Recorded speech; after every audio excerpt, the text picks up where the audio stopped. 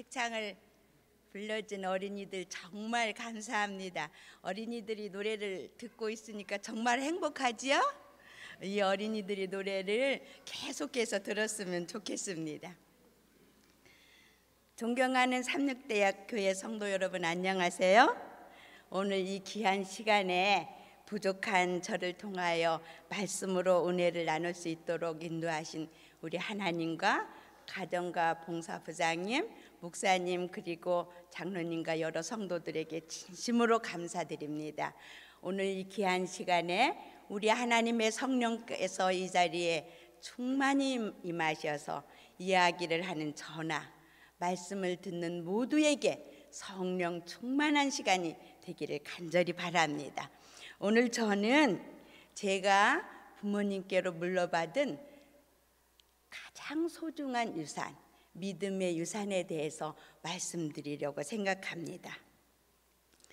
저희 아버지는 제가 돌다던 달에 세상을 떠나셨습니다. 그런데도 저희 아버지께서는 저희 가족들에게 가장 소중한 유산을 물려주고 돌아가셨어요. 아버지께서 돌아가실 때 저희 가족들을 불러 모으시고 저희 어머니에게 이렇게 말씀하셨다고 합니다. 여보, 삿입에 거미줄 치는 법 없으니 어떻게든 먹고야 살겠지.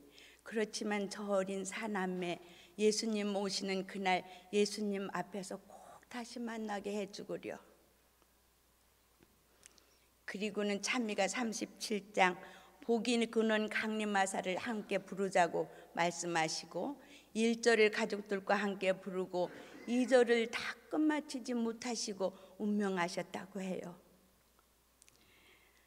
아침이면 돈은 마음대로 쓰지 못하지만 물은 마음대로 쓰라고 하시면서 옛날에는 수도가 없었잖아요. 공동우물에 가서 물을 길어다가 커다란 항아리에 물이 넘실넘실 넘치려 할 때까지 부어주셨던 자상하신 남편, 또 몫으로 농사꾼으로 아주 바쁘게 일하시면서도 집에 돌아오시면 언제나 어린아이들을 무릎에 앉히시고 행복한 시간을 보내주었던 남편이 떠나고 나니까 저희 어머니는 아버지가 길어다 주시는 물을 손수 길어야 했고 또 자식들에게 꽁보리밥이라도 먹이려면 아버지가 짓은 농사를 손수 하셔야 했습니다. 너무나 기가 막힌 상황 속에서 눈물도 나오지 않으셨다고 그래요. 그러나 어린 사남매 저것들 어떻게 먹여 살리나 그 생각 때문에 슬퍼하실 수만은 없었다고 합니다. 그런데 그보다도 어머니의 마음을 더 무겁게 하는 것은 예수님 앞에서 저 어린 사남매 꼭 다시 만나게 해주구려 그렇게 부탁하시고 운명하셨는데 내가 어떻게 하면 저 어린 사남매를 예수님 오시는 그날 예수님 앞에 세울 수 있을까? 그것이 어머니의 가장 큰 무거운 짐이었습니다. 교육이라고는 한글밖에는 깨치지 못한 저희 어머니께서 무엇을 하실 수 있었겠습니까? 저희 어머니는 신명기 6장 7절을 말씀을 기억하셨습니다. 띄워주시겠습니까? 신명기 6장 7절에는 내 자녀에게 부지런히 가르치며 집에 앉았을 때든지 길에 행할 때든지 누웠을 때든지 일어날 때든지 이 말씀을 강론할 것이며 그런데 저희 어머니는 지식도 없고 또 아이들 먹여 살리려면 아이들과 함께 할 시간도 많지 않음을 절실히 느끼게 됐습니다. 어떻게 할까? 그래서 저희 어머니는 아버지가 함께 드리던 가족 예배에 이 말씀을 실천하는 시간으로 삼아야 되겠다고 그렇게 생각하셨습니다. 그래서 어머니는 가족 예배 시간을 어머니의 시간의 최우선 순위로 삼기로 그렇게 결심을 하시고 그 시간에 어떤 일이 있어도 양보하지 않으리라 그렇게 결심하셨습니다. 번동이 트기 전 곡식인지 풀인지 채 분간도 할 수 없는 그런 이른 시간에 어머니는 밭으로 눈으로 나가셔서 일을 하셨지요. 그렇지만 해가 떠오르면 저희 어머니는 집으로 돌아오셨습니다. 그때 저는 갓 돌이 지났었는데 저희 큰언니가 저를 보고 얘 네가 젖 먹으면 엄마가 말라 그렇게 얘기를 했다고 그래요.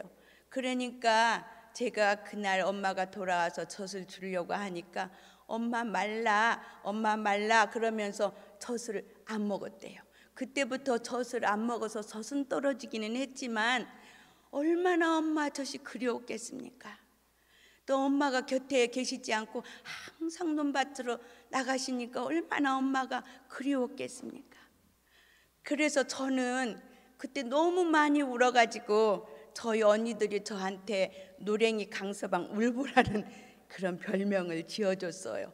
제 머리가 노란했거든요. 지금은 노란 머리가 좋지만 머리는 노랗고 울기를 잘하는 강서방이라고 노랭이 강서방 울보라고 이름을 줘줬습니다. 그런데 이렇게 얼마 지나다 보니까 저희 어머니께서 동이 트시면 항상 집에로 돌아오시는 거예요. 그래서 엄마가 돌아오니까 저는 너무 반가웠죠. 그런데 봤더니 그 시간은 예배를 드릴 시간이었습니다. 아침 예배를 드리는 그 시간이었습니다. 어머니는 오셔서 아침 예배를 드리자고 저희 사남매를 불러 모시고 항상 저를 무릎에 앉히셨습니다. 엄마 무릎에 앉아서 저는 너무 엄마가 좋아서 엄마 볼도 만지고 그리운 엄마 젖도 만지고 그러면서 예배를 드릴 때 엄마와 함께 예배 드리는 그 시간이 저에게는 하루 중에서 가장 행복한 시간이었어요. 엄마가 예배를 통해서 제게 무엇을 가르치려 하시는지 알지 못했지만 저는 정말 예배 시간이 좋았습니다. 엄마와 같이 있었기 때문이지요. 시간이 지나면서 저는 우리 어머니께서 그 예배를 통하여 제게 가르치시고자 하시는 것이 있다는 것을 조금씩 깨닫게 됐어요. 그런데 저희 어머니께서 제게 가르치고자 하시는 가장 첫 번째 가르치고자 하시는 것은 내가 사랑하는 그 엄마보다 나를 더 사랑하시는 분이 계시다는 것이었어요. 이사야 49장 15절의 말씀입니다. 말씀을 띄워주시겠습니까? 우리 한번 같이 읽어보겠습니다. 시작. 여인이 어찌 그 젖 먹는 자식을 잊겠으며 자기 태에서 난 아들을 긍휼히 여기지 않겠느냐. 그들은 혹시 잊을지라도 나는 너를 잊지 아니할 것이라. 어머니는 예배가 끝나면 저를 한 번 더 꼭 안아주셨어요. 그리고 원아야, 엄마보다 너를 더 사랑하시는 분이 계셔. 하나님이시지. 엄마는 논밭으로 나가서 일해야 돼서 너를 이렇게 떼놓고 나갈 수밖에 없어. 그렇지만 항상 내 곁에는 너 엄마보다 너를 더 사랑하시는 분이 계시단다. 그러니까 너 울지 말고 언니들 말 잘 듣고 언니들하고 잘 놀고 있어. 그럼 엄마가 일 끝나고 돌아와서 또 안아줄게. 그렇게 말씀하시고 엄마는 일터로 나가셨습니다. 그래서 저는 내가 사랑하는 그 엄마 볼 만지고 싶고 엄마 찌찌 만지고 싶은 그 엄마보다 나를 더 사랑하시는 예수님이 있다는 것을 어렴풋이나마 깨닫게 되었습니다. 두 번째로 저희 어머니가 제게 가르쳐 주시고 싶어 하는 그 교훈은 내 어머니보다 더 나를 사랑하시는 그 하나님은 나를 돕는 분이시라는 것이었어요. 이사야 41장 14절에는 이런 말씀이 있습니다. 한번 같이 읽겠습니다. 시작. 버러지 같은 너 야곱아, 너희 이스라엘 사람들아, 두려워하지 말라. 나 여호와가 말하노니 내가 너를 도울 것이라. 네 구속자는 이스라엘의 거룩한 자이니라. 저희 어머니가 가장 좋아하던 그런 말씀입니다. 저희 어머니는 저녁 예배 시간이 끝나면 항상 이렇게 기도하셨어요. 사랑하는 아버지, 포로지만도 못한 저를 사랑해 주셔서 제 어린 자녀들을 오늘 또 이렇게 무사히 보호해 주셔서 너무 감사합니다. 저는 어머니 그 기도를 들으면서 자라나면서 우리는 버러지만도 못한 사람인데 우리를 정말 사랑하셔서 두려워하지 말고 겁내지 말라고 하시는 분이 계시구나. 그분이 나를 돕는 분이시구나. 그걸 깨닫게 됐습니다. 그런데 제가 초등학교 때 그 사실을 정말 마음 깊이 새길 수 있는 사건을 경험하게 됐어요. 제가 충청도 보령군에 있는 청소학교에 다니게 됐는데요. 제가 초등학교 1학년 때 그 보령군에 있는 모든 국민학교가 모여서 경연대회를 하는 그런 행사가 있었어요. 그런데 그 행사에 저희 학교에서 무용 경연을 나가게 됐는데 딱 2명 뽑는데 제가 뽑혔어요. 한 명이. 어떻게 제가 그 1000명이 넘는 학생 중에서 뽑혔는지 모르겠어요. 하여튼 제가 뽑혔어요. 저희 큰언니는 제게 이렇게 말했어요. 제가 무용선수로 뽑히니까 너 다 내 덕인 줄 알아. 그랬어요. 그런데 왜 우리 언니가 그렇게 말했냐면 저희 아버지께서는 저녁 예배가 끝나면 항상 저랑 둘째 언니를 무릎에 앉히고 그리고 우리 오빠한테는 노래를 부르게 하고 우리 큰언니에게는 무용을 시켰대요.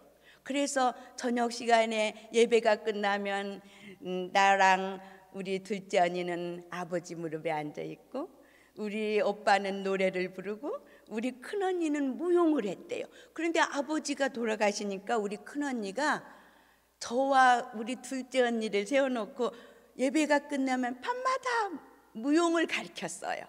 그러니까 내 덕인 줄 알아. 아무튼 저는 그 2명 뽑는 무용 선수가 돼서 무용 선생님에게 특별 지도를 받고 학교에서 학예회를 통해서 한번 이렇게 시범을 보인 다음에 그 경연대회장에 가게 됐습니다. 난생 처음으로 타보는 기차를 타고 청소역에서 대천역까지 가서 학교를 갔더니 그 큰 강당에 사람들로 막 꽉 찼어요. 그러니까 선생님이 어머니는 여기 계시고 우리는 순서 따라서 순서를 해야 되니까 데리고 가겠다고 해서 무대로 데리고 갔어요. 그런데 제가 그 무용을 끝나고 내려와서 보니까 저희 어머니가 보이지 않았어요. 아무리 찾아도 어머니가 보이지 않는 거예요. 앞에서부터 끝에까지 다 헤치고 다니면 사람들 숲을 헤치고 다니면서 봐도 어머니가 보이지 않는 거예요. 그래서 제가 정말 눈물이 쏟아져 나오려는 것을 겨우 참고 여기저기 돌아다니다가 그 무용대회가 다 끝나고 사람들이 다 그 강당을 썰물처럼 빠져나갈 때까지 거기 있었는데 나중에 보니까 저희 둘째 언니는 3학년이고 저는 1학년이었거든요. 둘째 언니가 저 무용하는 것을 구경한다고 왔었는데 언니가 거기 있는 거예요. 그 친구랑. 그래서 제가 언니 그랬더니 나도 엄마 찾고 있는데 엄마가 안 계셔. 선생님도 안 계셔. 어떡하지? 그때 저는 어머니께서 늘 말씀하시던 포로지 같은 나를 사랑하셔서 내 아이들을 무사히 인도해 주신 하나님 감사합니다라고 기도하는 말씀을 생각했습니다. 그래서 소리를 내서 말하지는 못했지만 하나님 나 엄마 만나게 해주세요. 나 도와주세요. 간절히 기도를 드렸어요. 그런데 누가 그런 의견을 냈는지는 모르지만 돈도 한 푼도 없고 어디로 갈지도 모르는데 우리 대천역으로 가자. 대천역으로 가면 우리가 기차를 타고 왔으니까 청소로 가는 철길이 있을 거야. 그 철길만 따라서 걸어가자 그랬어요. 그래서 우선 대천역을 찾아서 가서 대천역으로부터 철길을 따라서 걷기 시작했습니다. 2시간이 지나고 우리가 구빗길을 지나서 이렇게 철길 구빗길을 돌아 나왔을 때 우리 언니가 야, 청소역이 보인다 그래요. 그 말을 듣고 저는 그냥 그 철길에 펄썩 주저앉았습니다. 그랬더니 저희 언니가 엉엉 우는 제 손을 붙잡아 일으키면서 은하야, 조금만 더 가면 돼. 저기 청소역 보여. 그래서 제가 청소역에 와 보니까 저희 어머니하고 선생님이 대천으로 가는 차를 타고 저희들을 찾으러 가려고 거기 계셨어요. 얼마나 놀라셨겠습니까? 근데 저는 그때의 경험을 늘 제 마음속에 생각하면서 제가 어려운 일이 있을 때마다 우리 하나님께 도움을 청할 수 있게 됐습니다. 3번째로 제가 우리 어머니께서 제게 가르쳐 주시고자 하는 그것은 레위기 11장에 있는 건강법칙이었어요. 저는 내 어머니보다 더 나를 사랑하시는 하나님께서 내 건강을 위해서 건강법칙을 주셨다는 것을 배우게 됐습니다. 제가 제 고향은 어촌이면서도 농촌이었어요. 우리 집 마루에 이렇게 올라서서 이렇게 내려다보면 바다가 훤히 내려다 보이고 섬들 그 안면도나 그런 원산도나 그런 섬들에서 오는 광천 독배를 향해서 오는 배들이 들어오는 것, 또 광천 독배에서 그 섬들을 향해서 가는 배들이 훤히 보였습니다. 그리고 바다에 가면은 게와 고등과 또 조개가 쓸어 담아올 만큼 그렇게 많았어요. 겨울이면 파래랑 기미랑이 물속에서 하늘하늘했습니다. 그래서 우리 마을 사람들은 게나 고등과 또 조개를 많이 잡아왔고요. 돈이 되는 게나 조개는 쉽게 팔았지만 고등은 그렇게 많이 팔려나가지를 않았어요. 그래서 그 배고픈 시절에 부모님들께서 어린이들 간식으로 고등을 삶아서 호주머니에 하나씩 넣어줬어요. 그래서 아이들은, 여러분 고등 보셨어요? 고등 끝을 이렇게 이빨로 딱 깨물고 그 머리를 쭉 바르면 고등 그 살이 딱 입에로 들어가요. 근데 저희 어머니는 제가 그 고등 대신 먹을 수 있는 간식을 마련해 주셨어요. 뭐냐 하면 빈댕이였어요. 여러분 빈댕이 아셔요? 조기보다 납작하게 생긴 고기인데 여름 보리를 수확할 철이 되면 그 빈댕이 철이에요. 그러면 빈댕이 철이 되면 저희 어머니께서는 보리를 한 자루 이고 빈댕이 배가 들어온 그 바다로 갑니다. 그래서 그 보리를 그 뱃사람들한테 주고 또 어머니는 다라에다가 한가득 그 빈댕이를 이고 오셨어요. 그리고는 그 빈댕이를 깨끗이 씻어서 햇빛에 말려서는 불에 구우셨습니다.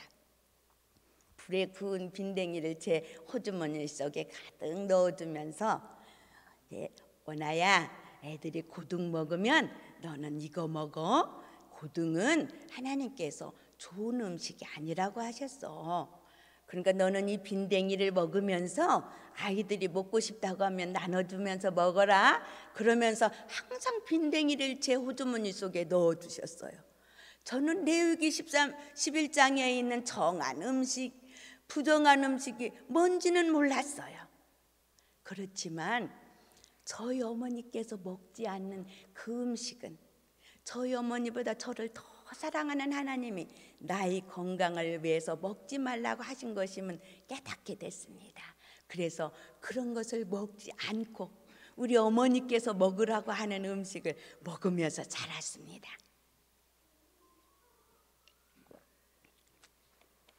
그 다음에 저희 어머니께서 저희에게 심어주기를 원하시는 교훈은 신명기 6장 6절에 있는 말씀이었습니다. 띄워주시겠습니까? 다 같이 읽어보겠습니다. 시작. 오늘 내가 네게 명하는 이 말씀을 너는 마음에 새기고. 저녁 예배가 끝나면 저희 어머니는 기억절 외우기를 하셨어요. 저희들에게 얘들아 누가 기억절 빨리 외우나 우리 시합할까? 그러셨어요. 그러면 저희 오빠, 저희 두 언니들, 어린 저까지 그 기억절을 외우느라고 막 경쟁하듯이 외웠어요. 그러면 언제나 저희 어머니가 꽃지로 외우셔요. 그러면서 야 너희들 정말 똑똑하구나. 엄마들보다 훨씬 잘 외우네. 너희들은 엄마보다 정말 훌륭한 사람이 될 것 같다. 항상 그랬어요. 그래서 저희들은 기억절 외우는 것이 정말 좋았어요. 왜냐? 엄마가 늘 엄마보다 잘 외운다고 그렇게 칭찬해 주시니까요. 그래서 저희는 매 안식일 기억절을 외우고 매 열세 안식일 기억절을 외우고 매 52 기억절을 외우면서 자라났습니다. 저희 어머니는 93세가 될 때까지 52 기억절을 여전히 외우셨어요. 제가 결혼을 하고 아이들이 낳은 다음에는 엄마보다는 내가 조금 더 해야지 그런 욕심이 생겼어요. 그래서 저는 엄마는 일주일에 한 번씩 기억절을 외우게 했지만 저는 하루에 한 번씩 기억절을 외웠어요. 아이들이 젖을 먹을 때 제가 기억절을 외우면 아이들은 말을 못하지만 저는 말을 할 수 있잖아요. 제가 외우면 우리 아이도 외웠을 것이라고 생각하고 기억절을 외웠습니다. 드디어 우리 두 아들들이 결혼을 해서 손자, 손녀를 낳게 됐어요. 그래서 손자, 손녀를 제가 양육하게 되는 그런 특권을 누리게 되었는데 그때는 우리 손자, 손녀들에게는 제가 영어로도 외워주고 한국말로도 외워주고 그렇게 했습니다. 그리고 저희 두 아들들과 며느리들에게 부탁했어요. 얘들아 기억절을 같이 외우자. 그랬더니 저희 두 아들들과 저희 두 며느리들이 한식일마다 기억절을 같이 외워서 우리 손자 손녀들과 같이 영어로도 외우고 한국말로도 외우고 그래서 매 한식일 기억절을 외우고 열세 기억절을 외우고 52 기억절을 외웠습니다. 그래서 저는 두 아들들과 며느리가 너무 고마웠어요. 그리고 제가 우리 며느리와 아들들에게 부탁했어요. 너희들 때는 성경 이야기 책이 없어서 엄마가 읽어주지 못했지만 지금은 재미있는 성경 이야기도 있고 나의 성경 친구들도 있잖아. 그러니까 그거 읽으면서 너희 아이들이 잠들게 하면 좋겠다. 그렇게 했더니 저희 며느리들과 저희 아들이 그걸 좋게 받아들였어요. 그래서 우리 손자 손녀들이 잠자리에 들면 언제나 엄마 아빠가 그 재미있는 성경 이야기와 나의 성경 친구들을 읽어줬어요. 그래서 저는 너무 고마워서 얘들아 너무 고맙다. 내가 낮 동안에 너희들이 일하러 나가 있는 동안에 우리 손자 손녀들 정성껏 돌봐줄게. 그렇게 하면서 저희는 한 집에서 다 같이 살았었습니다.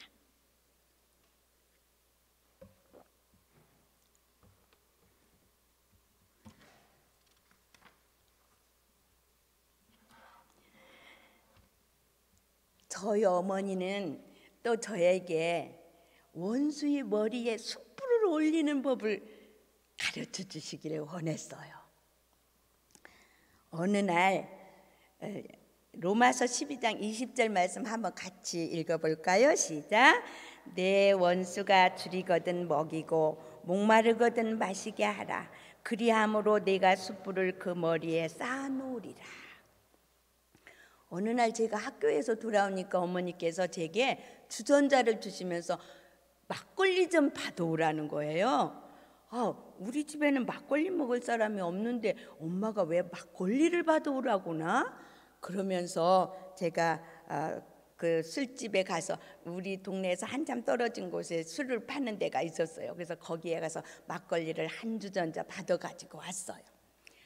그랬는데 제가 집에 돌아와 보니까 저희 어머니께서 저녁 준비를 하고 계셨어요. 아주 정성껏 저녁상을 준비하고 계셔서 엄마 오늘 누가 와요? 그랬더니 저희 어머니께서 응, 저 새만집 아저씨 저녁 잡수러 오실 거야 그래요. 그래서 제가 깜짝 놀랐어요. 저희 어머니께서 저희 집 논하고 붙어있는 논이 매물로 나와서 그 논을 사고 싶어 했는데 이 새만집 아저씨가 그 논 너무 싸게 나왔다고 그렇게 얘기를 해갖고 논을 팔려고 하던 사람이 흥정이 다 된 흥정을 깨버리게 했어요. 그래서 저희 어머니가 그 논은 우리가 꼭 사야 되는 논인데 이렇게 깨졌구나 그러면서 마음 아파하셨는데 그 아저씨를 불러온다는 거예요. 참 별일이야 그렇게 저는 속으로 생각했는데 그 아저씨가 저녁을 잡수러 오니까 저희 어머니께서 저녁을 잘 대접해드리고 또 막걸리도 드리면서 부탁을 하시는 거예요. 우리가 우리 논 바로 옆에 논이 나와서 꼭 우리가 사야 되겠는데 그분이 저희 어머니하고 일가가 돼서 저희 어머니에게 대모라고 불렀어요. 자네가 좀 그 논을 흥정해 주면 좋겠네. 내가 꼭 그 논을 사고 싶어. 그러니까 이분이 밥도 얻어 먹었지 막걸리도 얻어 잡섰으니까 그 논이 싸게 나왔는데 대모가 사신다면 제가 흥정을 해드려야지요. 그렇게 얘기를 했어요. 그래서 무사히 그 논이 저희 논이 되게 됐습니다. 제가 고등학교 1학년 때 학교에서 학위봉사대를 가게 됐어요. 담살이라는 곳으로 가게 됐는데 저녁에는 전도회를 하고 낮에는 어린이 성경학교를 하고 하는데 전도회가 끝나고 이렇게 냇가에 가서 저희들이 이렇게 손발을 씻고 이렇게 했거든요. 근데 손발을 씻고 그렇게 하는데 어떤 청년들이 와가지고 연애 좀 합시다 그러면서 저희들에게 찌짜를 붓는 거예요. 고등학교 1학년인 제가 제일 상급 학년이고 제가 광천삼육학교 1회 졸업생이거든요. 제가 제일 의학년이고 그 다음에는 중학생들하고 이렇게 여학생들이 있는데 그 학생들에게 그렇게 하니까 어떻게 해야 될지를 몰라서 제대로 찌지도 못하고 막 숙소로 돌아갔어요. 그랬더니 이 청년들이 숙소로 쫓아와가지고는 숙소에 우리가 성경학교에서 사용하려고 하는 공 그런 거를 가지고 가가지고 막 공치기를 하면서 밤늦도록 가지도 않고 시끄럽게 해서 저희가 잠도 잘 수가 없는 거예요.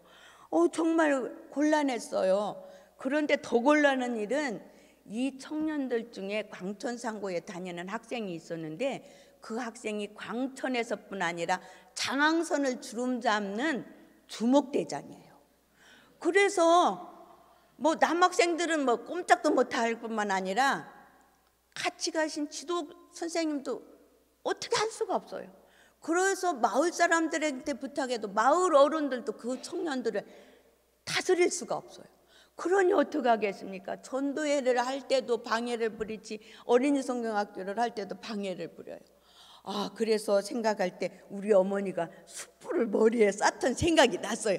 그래 나도 한번 해보자. 그래서 의논을 한 다음에 음식을 잘 장만했어요. 사실은 그런데 제가 제일 상급생인데 여학생들이 얼마나 음식을 잘 장만했겠어요. 그래도 하여튼 저희들이 최선을 다해서 음식을 장만하고 그 청년들을 초청했습니다. 청년들을 초청해서 잘 대접한 후에 우리 학위봉사대 할 때 잘 좀 도와주세요. 그리고 그렇게 부탁을 했어요. 그랬더니 이 청년들이 그날 밤부터 완전히 변했습니다. 전도회를 잘 질서 있게 하도록 전도회가 얼마나 성황리에 됐는지 사람들이 창밖에서 다 쳐다봐가면 이렇게 창밖에서 설교를 들었거든요. 그러는데 그 청년들이 막 떠들고 그래서 얼마나 힘들었는데 그 청년들이 조용하게 그냥 다 해주는 거예요. 성경학교도 그렇게 했습니다. 그래서 정말 성공적으로 그 성경학교 학위봉사대를 마치고 왔는데 더 놀라운 일이 있었어요. 제가 방학을 마치고 집에 이제 학교를 갔더니 저희 교실에 그 주목대장, 광천상고에 다니던 그 주목대장이 우리 학교 교복을 입고 있는 거예요. 제가 깜짝 놀라서 쳐다보니까 머리를 긁적긁적 나 이 학교 다니기로 했어요. 그래서 같이 졸업을 하게 됐는데, 저희가 충청 앞에서 근무할 때 저희 집 목사님이 합회장이 됐을 때 광천 삼육학교에 이렇게 갔더니 그 사람이 광천 삼육학교 육성회장이 돼가지고 광천 삼육학교의 발전을 위해서 아주 힘쓰는 사람이 되어 있더라는 거예요. 정말 놀랍지 않아요? 저는 우리 어머니께서 가르쳐 주시기를 원하는 여러 그런 말씀들 중에서 가장 제 마음에 남아있는 말씀이 한 가지 있습니다. 그 말씀은 우리 아버지께서 우리에게 유언을 하셨던 것처럼 우리 예수님께서도 이 세상을 떠나시면서 유언의 말씀을 남기셨다고 하는 말씀이었습니다. 마태복음 28장 19절 20절 여러분 다 외우시지요? 한번 같이 외워보도록 하겠습니다. 시작. 그러므로 너희는 가서 모든 민족을 제자로 삼아 아버지와 아들과 성령의 이름으로 침례를 베풀고 내가 너희에게 분부한 모든 것을 가르쳐 지키게 하라. 볼지어다 내가 세상 끝날까지 너희와 항상 함께 있으리라 하시니라. 저희 어머니는 저희 아버지께서 하신 유언을 자주 들려주셨어요. 아마 10살쯤 되었던 저희 오빠나 큰언니는 아버지의 유언을 직접 듣고 알고 있었지만 저나 저희 둘째 언니는 아버지께서 무슨 유언을 하셨는지 전혀 알지 못했거든요. 그래서 저희들에게 그 유언의 말씀을 자주 들려주셨어요. 그러면서 예수님 오시는 그날 꼭 예수님 앞에서 다시 만나자고 그렇게 부탁하셨단다. 그런데 너희 아버지가 세상을 떠나시면서 너희들에게 유언을 하셨던 것처럼 우리 예수님께서도 이 세상을 떠나시면서 우리에게 유언을 하셨단다. 그 유언은 예수님께서 우리에게 가르쳐 주신 그 말씀을 모든 사람들에게 전하라는 것이었어. 그러면서 저희 어머니는 몸소 저희들에게 모본을 보이셨습니다. 아무리 바빠서 피곤해도 안식일이면 동네 집집 방문을 하셨습니다. 그러면서 저희에게 이렇게 말씀하셨어요. 한 사람을 교회로 인도하려면 그 집 문지방이 닳도록 방문해야 돼. 또 믿음의 식구 하나 더 만들려면 밥 100그릇은 줘야 된다. 그렇게 늘 말씀하셨어요. 그런데 6.25가 1950년에 6.25가 일어났잖아요. 6.25가 일어나니까 저희 어머니가 저희 마을 사람들을 한 20여 명쯤 같이 데리고 20리가 넘는 광천까지 교회를 다녔는데 광천으로 가는 길에 공산군이 딱 지키고 있으면서 통행을 제한했어요. 그런데 교회로 가는 사람들은 얼마나 더 통행에 걸림돌이 됐겠어요? 그래서 저희 어머니께서는 안 되겠구나 생각하시고 그 사람들을 데리고 집에로 오셔서는 저희 집에서 가정 안식일 학교를 시작하셨습니다. 그 저희 어머니 가정 안식일 학교는 전쟁을 하는 3년 동안에 한 번도 쉬지 않고 계속됐어요. 그리고 전쟁이 끝난 후에는 우리 동네에는 모든 사람들이 어머니의 가정 안식학교 조명록에 올리게 됐습니다. 그러니까 교회가 얼마나 발전했겠어요. 사람들이 저희 집에서 더 이상 예배를 드릴 수가 없었죠. 그래서 저희 어머니께서는 교회를 건축하셨어요. 그런데 그뿐이 아니었습니다. 한참 그 복음의 빛이 많이 전해질 때 안면도나 원산도나 그런 데로도 복음을 전하러 사람들이 많아지게 됐어요. 그런데 저희 집은 안면도로 들어가는 그 길목에 있었거든요.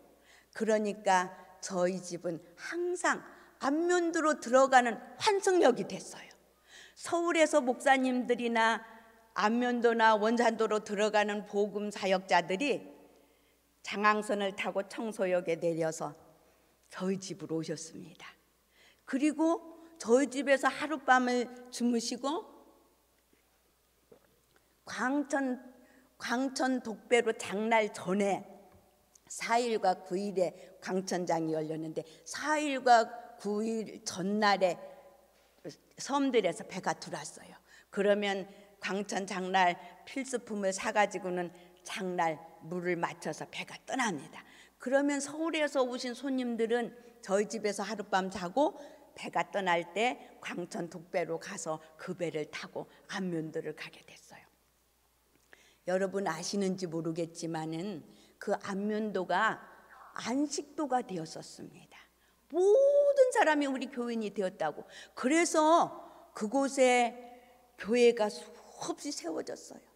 그러니 안면도로 들어가는 사람, 안면도에서 나오는 사람 얼마나 많았겠습니까? 4일과 9일 장날이 되면 저희 집은 막 북새통이에요. 손님들로 막 가득 차요. 안식일이면 교회에 온 사람들 다 저희 집에 와서 밥 먹죠. 4일과 9일 되면 안면도로 오가는 사람들이 와서 밥 먹죠. 그러니까 동네 사람들이, 우리 오빠 이름이 원준인데, 원준네는 손님 대접하다가 거덜날 거야, 그렇게 말했어요. 그러는데 거덜날 거라고 생각하던 저희 집이 거덜나지 않고 자꾸 행복한 집이 됐어요. 그래서 동네 사람들이 아이고, 예수를 믿으려는 원준네가 믿는 예수를 믿어야 돼, 그렇게 얘기를 하게 됐습니다. 그리고 50여 년이 지나서 이제 우리 한국교회가 선교 100주년 기념식이 되었을 때 저희 어머니는 직계가족 50명 이상, 또 그 직계가족 중에서 사역자가 3명 이상 배출한 가정에 표창을 하는데, 저희 어머니는 54명이 한 명도 세상 밖으로 나가지 않고 우리 재림교회 안에 있는 가정이고 5명의 사역자가 나왔어요. 어머니 직계가족 중에서. 그래서 저희 어머니께서 표창을 받으셨습니다. 정말 놀라운 일이지요.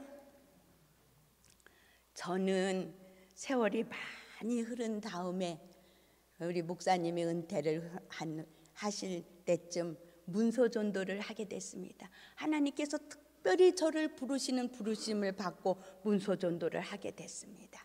그런데 내가 세상 끝날까지 너희와 함께하리라는 하나님의 약속의 말씀을 경험하게 되는 특별한 경험을 했습니다. 어느 날 제가 우체국을 방문하게 됐는데요, 그 우체국을 방문하기 전에 간절히 기도를 드렸습니다. 하나님, 제가 오늘 이 우체국에 들어갑니다. 이곳에도 주의 말씀이 전해질 수 있도록 저와 함께 동행해 주시옵소서. 간절히 기도를 하고 우체문을 열고 우체국을 들어갔더니 어떤 사람이 막 반갑게 나와서 저를 맞이하는 거예요.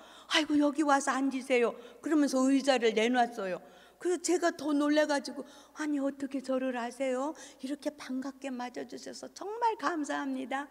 그랬더니, 아니 저도 여사님이 누군지는 모르는데 문을 싹 열고 들어올 때 환하게 빛나는 것 같았어요. 그래서 저도 모르게 나가서 이렇게 맞이하게 됐는데 어디에서 오셨는지요? 그래서 저는 삼육재단 종합출판사 시조사에서 왔습니다. 시조사는 종교, 가정, 교육, 건강에 대한 전문서적을 출판하고 시조와 가정과 건강이라는 대표적인 월간지를 출판하는 출판사예요. 그랬더니 이분이 알고 보니까 우체국장님이었어요. 너무너무 반가우면서, 그래요? 그러면 성경을 쉽게 공부할 수 있는 그런 책 있나요? 있겠습니까? 있을까요? 있지요. 그래도 있고 말고요. 제가 우리 시도사에서는요, 어린 아이서부터 할머니 할아버지들까지 재미있게 읽으면서 공부할 수 있는 재미있는 성경 이야기가 있습니다. 국장님께 그 책을 소개하고 싶어요. 제가 그랬더니 그래요? 제가 그 책을 구입하겠습니다. 근데 제가 영문과를 나왔거든요. 제 딸하고 같이 영어로 공부하고 싶은데 영어 세트도 있나요? 그래서 있고 말고요. 영어 세트에는 들으면서도 공부할 수 있게 테이프도 있어요. 그랬더니 이분이 아주 좋아하면서 제가 그것을 구입하겠습니다. 그래서 영어 세트, 한글 세트를 구입하게 됐어요. 그 다음에 시조와 가정과 건강은 제가 이 우체국에 드나드는 많은 사람들이 이것을 읽을 수 있도록 비치하겠습니다. 우체국 돈으로 구입해서 그 재밌는 성경 이야기는 본인 돈으로 구입을 하셨거든요. 시조와 가정과 건강은 우체국 돈으로 구입해서 우측에 놓겠다고 그랬어요. 제가 그 경험을 하면서 정말 나와 함께 하시는 하나님, 나를 인도하시는 하나님을 다시 한번 깨닫게 됐고 정말 용기를 내서 하나님의 사업을 할 수 있게 됐습니다. 가족 예배를 통해서 축복의 사람이 된 저는 아랫집에서 들려오는 찬미가 94장 아침 기도 드리오니 응답하고 하옵시고란 찬미의 마음이 끌려서 재림교인이 됐고 신학교를 졸업하고 목회자가 된 사람과 결혼을 하게 됐습니다. 저는 38년 동안 목회자의 아내로 11년 동안 문서돈조자로 또 재능 기부 영어 선생으로 봉사하면서 측량할 수 없는 큰 일을 셀 수 없이 기이한 일을 행하시는 우리 하나님의 능력을 경험했습니다. 바람이 많이 부는 날, 눈이 많이 오는 날, 폭염이나 폭설주의보가 내린 날은 저희 자녀들이 저에게 이야기를 합니다. 엄마, 오늘은 문서전도 나가지 말고 집에 꼭 계세요? 그럴 때마다 저는 생각합니다. 오늘 만나지 못하면 영영 구원의 기별을 듣지 못할 사람이 나를 기다리고 있다면 어떻게 하나. 그래서 저는 가방을 들고 집을 나섭니다. 그리고 간절히 기도로서 저 자신을 하나님께 의탁합니다. 어느새 훌쩍 커서 저희 손자들이 고등학교 3학년, 고등학교 1학년, 또 저희 손녀가 중학교 3학년이 되었습니다. 11시가 될 때까지 야간 자습을 하다가 12시가 다 돼서 집으로 돌아와서도 잠자리에 들지 못하고 책을 펴드는 저희 손자, 손녀를 봅니다. 다음 날 이른 아침 학교에 가려고 잠자리에서 일어나서 눈을 비비면서 나와서 자리에 앉으면 할아버지께서 아침 기도록을 읽어줍니다. 그러면 저는 아이들을 마사지해 줍니다.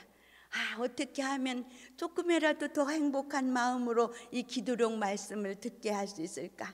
그래서 우리 큰 손자도 마사지하고 또 작은 손자도 마사지를 합니다. 그런데 언제부터인가 우리 아이들이 기도록 말씀을 잘 마음에 새기지 못했으면 어떻게 하나 하는 생각이 들었습니다. 그래서 한글로 기도록의 기억절 말씀을 제가 카톡에 씁니다. 또 그 다음에는 영어로도 씁니다. 왜냐하면은 한국말로 잘 이해되지 않는 것이 영어로는 조금 더 잘 이해되는 말씀이 있기 때문입니다. 제가 만약에 헬라어나 히브리어를 알았다면 저희 가족들이 다 알고 있다면 그 말씀으로 이렇게 보냈겠지요. 그렇게 써서 거기에 제가 부탁하는 기억절과 관계되는 간단한 부탁의 말씀을 써서 우리 여덟 식구들에게 다 보냅니다. 어떤 때는 내 어머니 그렇게 할게요. 내 할머니 행복한 하루 되세요. 이렇게 답글이 오기도 하고 답글이 오지 않을 때도 많이 있습니다. 그러나 저는 하루도 빠지지 않고 기억절을 써서 보냅니다. 한국 사회가 공동사회에서 급격한 산업화, 공업화로 이익사회로 바뀌고 우리나라의 1인 가족수가 400만을 넘어섰다고 합니다. 우리 교회 성도들이 25만 명이라고 얘기를 하지만 안식일학교 출석생 수는 6만 명밖에 안 된다고 합니다.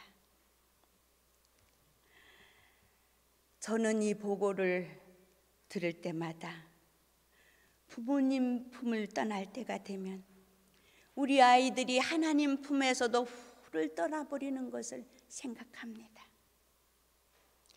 저처럼 엄마가 곁에 있는 것만으로도 행복하던 시절은 지나간 것 같습니다.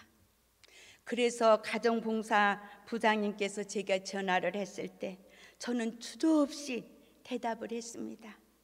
왜냐하면 재림교회의 최고의 지성을 갖추신 분들, 전문가들이 모이신 이 교회에 가서 우리의 젊은이들이 가정 예배나 교회 예배를 가장 행복하게 드릴 수 있는 그런 프로그램을 만들어 달라고 부탁드리고 싶어서였습니다. 사랑하는 그리고 존경하는 목사님, 교수님들, 장로님들, 성도 여러분, 우리 젊은이들이 행복하게 예배를 드릴 수 있는 프로그램을 제발 만들어 주시기를 간절히 부탁드립니다. 그리고 여기에 계신 사랑하는 부모님들, 우리 아이들이 우리 곁에서 드리는 예배가 최고로 행복한 시간이 되도록 그렇게 해주시기를 간절히 부탁드립니다. 그래서 우리 삼육대학 교회로부터 우리 젊은이들을 사로잡는 예배가 시작돼서 행복하게 예배를 드리는 그 예배가 시작돼서 들불처럼 전국에 있는 우리 교회로 퍼져나가기를 간절히 소망합니다. 띄워주시겠습니까? 네, 우리 같이 읽겠습니다. 시작. 잘하였도다 착하고 충성된 종아, 내 주인의 즐거움에 참여할지어다는 말씀이 우리에게 선언될 때 끊임없는 수고의 날들은 잊혀질 것이다. 부모들은 그들이 자녀들에게 주어진 면류관, 두루마기, 검은고를 말할 수 없는 기쁨을 가지고 본다. 그 다음 말씀도 또 띄워주시겠습니다. 시작. 눈물과 기도로서 뿌려진 씨는 헛되이 뿌려진 것처럼 보였을지도 모르지만 그 수확은 드디어 기쁨으로 거두어진다. 그들의 자녀는 구속함을 받았다. 아버지 어머니여, 그대의 자녀가 그날에 기쁨의 노래를 소리 높여 불러야 하지 않겠는가? 우리의 사랑하는 자녀들이 그날에 면류관을 쓰고 흰옷을 입고 검은고를 타면서 기쁨의 노래를 소리 높여 불러야 하지 않겠습니까? 잠깐 후면 오실 이가 오실 것입니다. 그 영광의 날, 흰옷을 입고 면류관을 쓰고 검은고를 타면서 기쁨의 노래를 소리 높여 부르는 여러분과 제가 되기를 간절히 바랍니다. 감사합니다.